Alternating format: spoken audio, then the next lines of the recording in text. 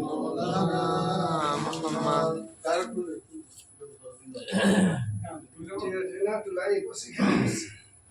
اللهم صل على سيدنا مولانا محمد وعلى آل سيدنا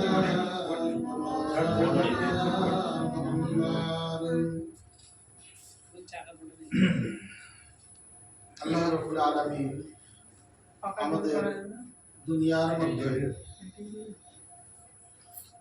দুটো বাতি দিয়ে দিয়েছেন, যে কোরআন এবং হাদিস। পাক কালাম শরীফের যে আয়াত আমি তিলাওয়াত করেছি কিছুক্ষণ আগে,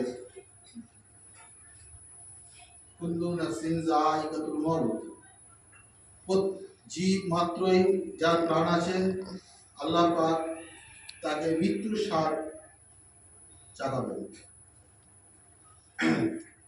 আল্লাহ পাকের সৃষ্টির দুনিয়ায় আল্লাহ পাক যা সৃষ্টি করেছেন, একমাত্র আল্লাহ পাকেরই ক্ষমতা, আল্লাহ পাক রিজিক দাতা, আল্লাহ পাক মালিকের সমস্ত কিছুর মালিক, যে আল্লাহ পাকই সব কিছু দায়িত্ব নিয়ে রেখেছেন।